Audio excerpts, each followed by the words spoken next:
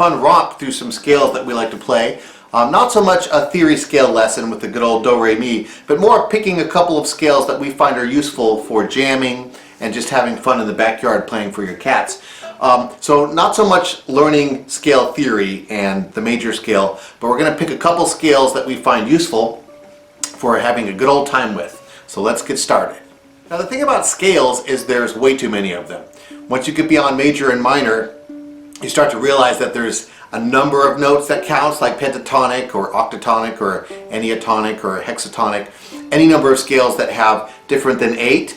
There's minor scales, there's harmonic minor scales, there's hybrid scales, there's chromatic scales. It goes on and on and on. There are literally more scales available than on a 1,000-pound tuna fish. But what we want to do is pick a couple scales, like we said, that we find useful in jamming situations and learn those and have fun playing them. So out of those hundreds of scales, we chose 3 for this lesson. We're going to learn the pentatonic scale, the major pentatonic scale, and then add a couple spice notes to it to create what we call the folk scale. So for example, now this is just a brief preview, don't worry, when we play an example like this, we're going to go over it in detail in the lesson later on, so you don't have to learn it right this minute. But basically the folk scale is based on the pentatonic scale. In this case it's going to sound like this. Very cool, and then we're going to add some blues notes to it, which is really, really fun. So that scale is very useful for all sorts of jamming, because if you're playing in a jam and it's going C, F, back to C, like a lot of songs do, you could be doing this with that scale.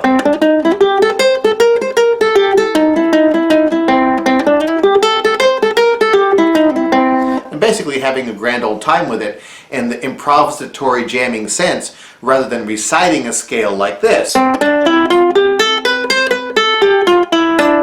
which is not terribly useful for performing and jamming. It sounds more like you're practicing scales. The next scale we're going to use is called the blues scale, and it's got a characteristic, more rock and roll, dark flavor to it.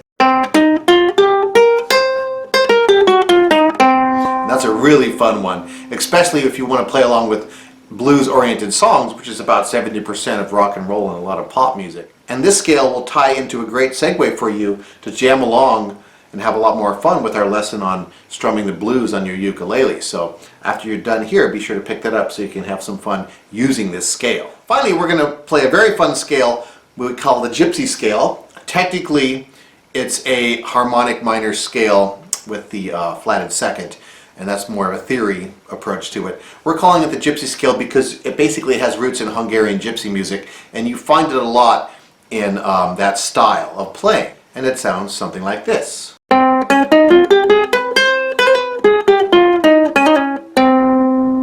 And right away you can hear that exotic sort of snake charmer sound to it, which is really fun if you have a minor key song that you're jamming on and you want to be a little frisky and do something different when it's your turn to take a lead. So if we had a minor key song, for example, in C minor, or some groove like that, you could be doing things like this.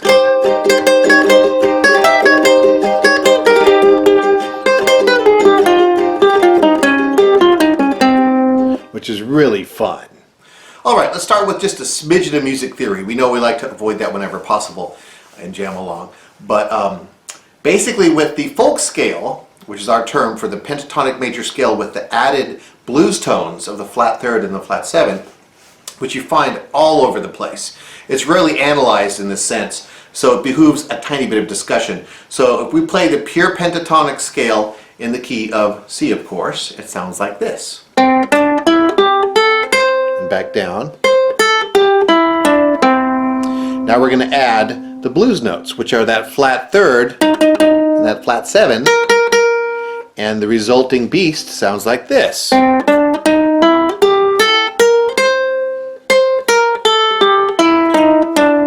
Classic sound and used in so much of folk and bluegrass and country and pop and rock music, it's hard to keep track of.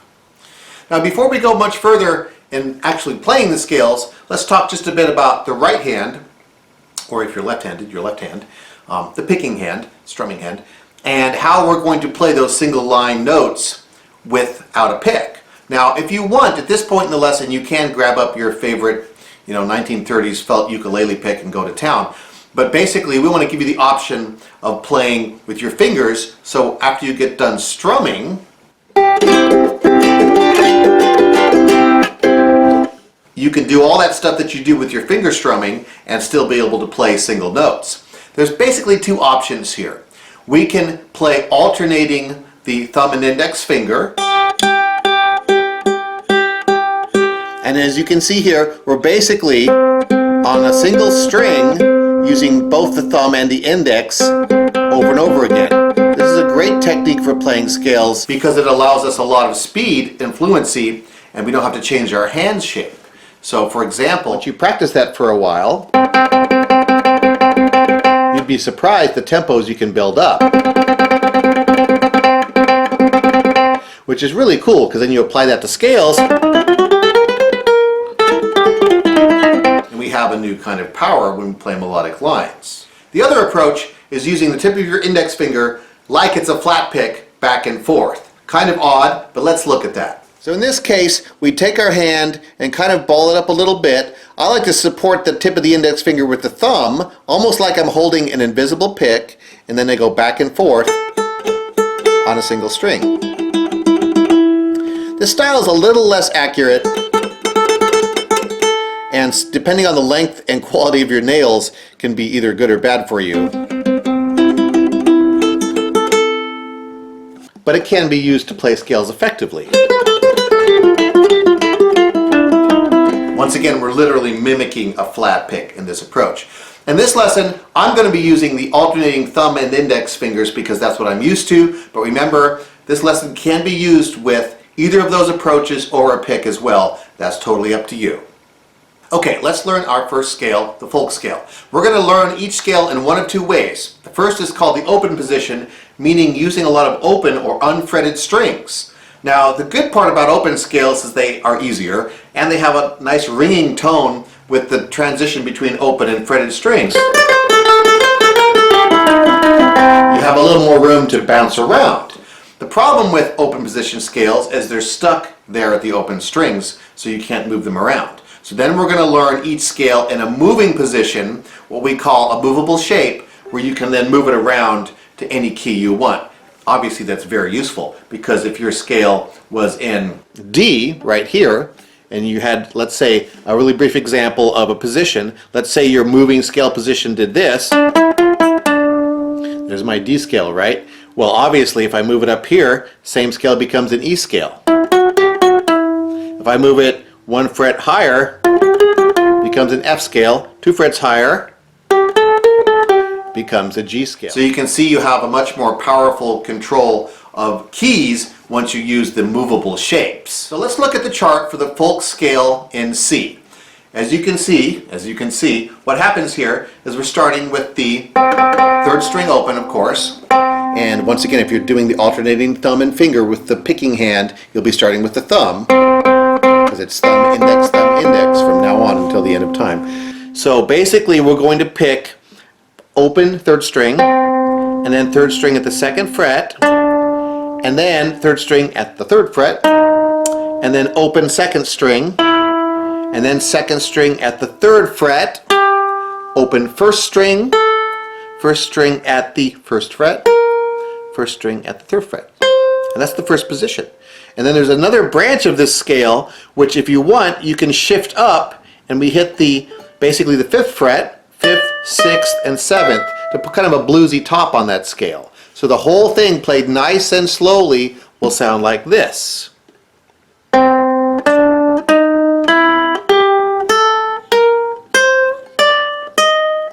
And back down.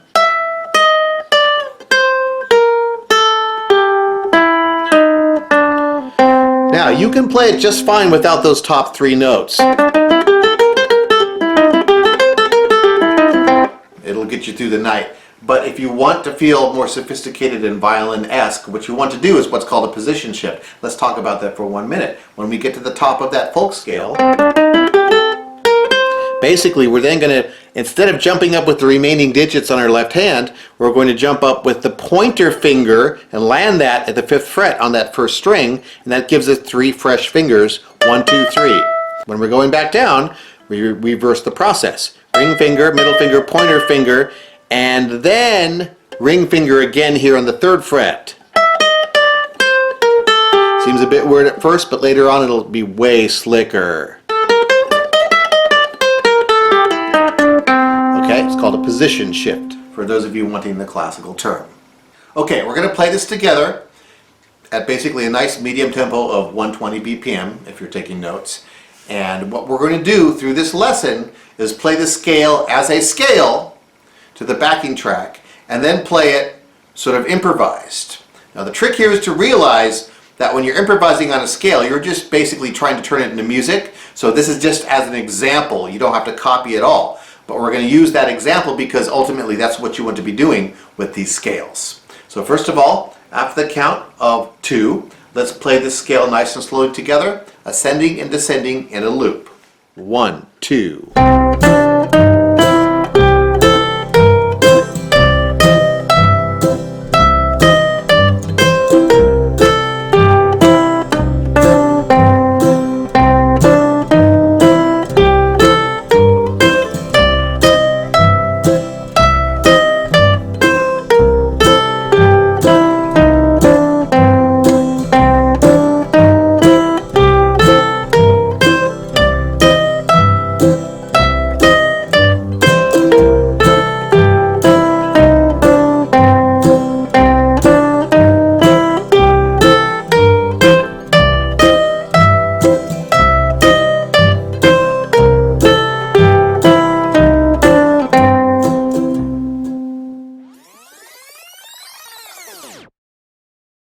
Okay, now in this part you can either try to play along or just watch and take notes. We're going to improvise over that same scale, over the same backing track. 1, 2, 3, 4.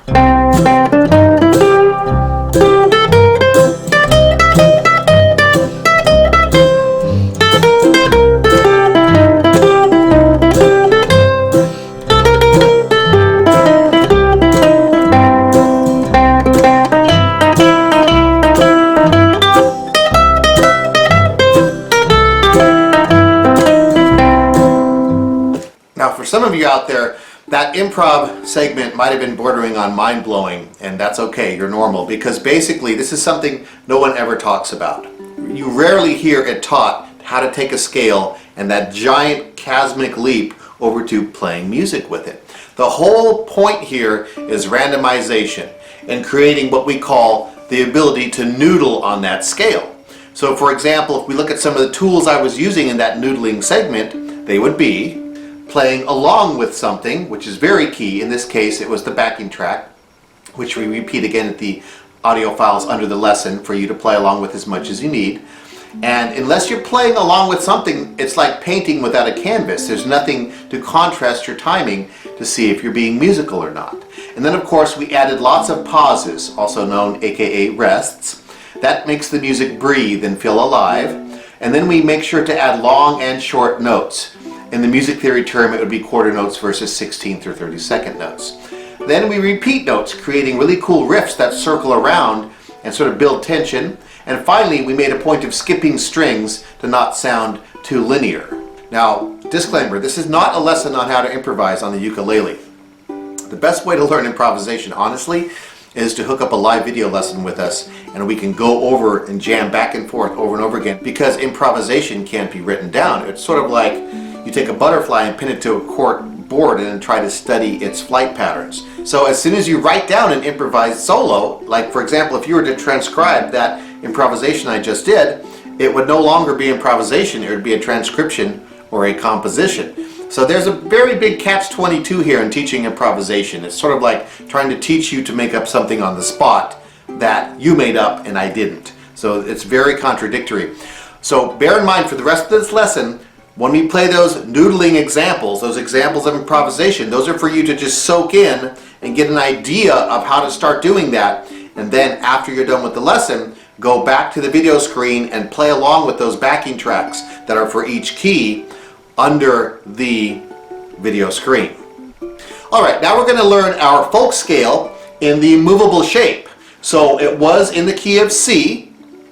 We're now going to take it up a whole tone. So instead of that open string right here starting out, we're going to be starting at the 2nd fret on your 3rd string, which takes us a whole tone up from C, which is D. You might notice that the alphabet is reoccurring here as a theme. So very important in contemporary music. So now our shape looks like this. In the key of D, or any key for that matter, we're going to be pressing here at the 1st space, the 2nd fret, and then basically after that our ring finger is going to fall here on the same string at the 4th fret, and then the pinky finger up here at the 5th fret. So that's the first 3 notes on the 3rd string, and then over here to that next string over, the 2nd string at the 2nd fret, giving that cool bluesy turn there. And then up to the 5th fret, and then 2nd fret again. You'll notice that each string starts from that 2nd fret because we moved everything up. That used to be open. Now every place that was open is a 2nd fret. There is a sense here.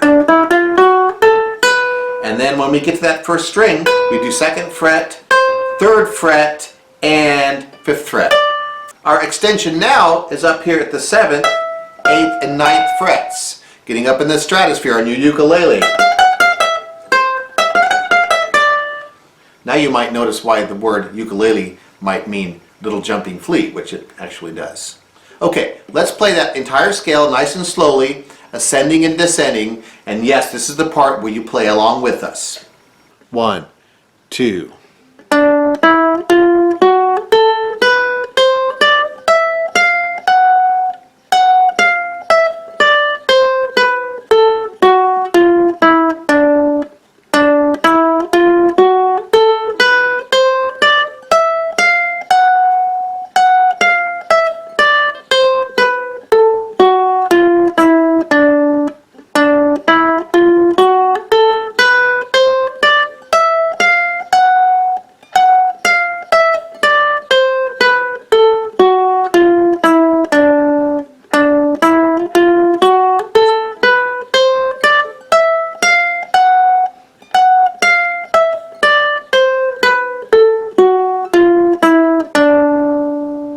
Be sure to repeat that as much as you need before moving on.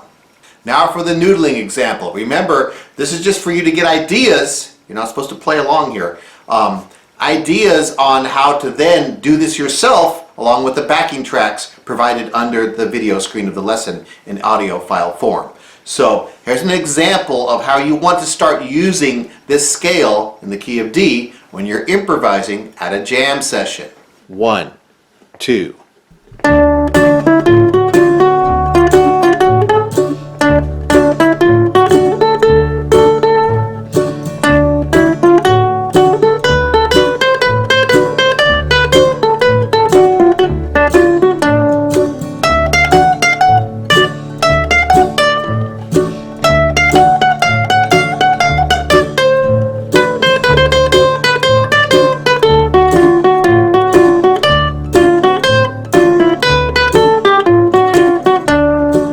Having fun with it, breaking up the linearity, and noodling around, creating music along with the jam or the backing track.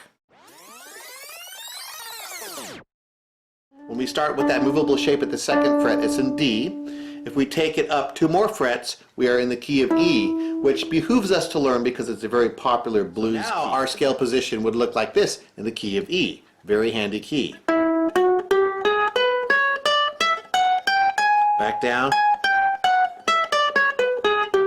Okay, now for my particular favorite, the blues scale.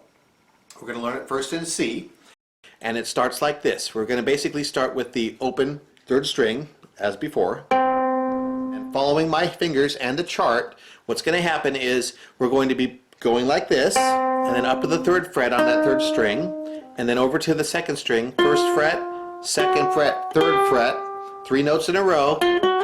Really cool sounding. You already hear a lot of blues solos wanting to happen there.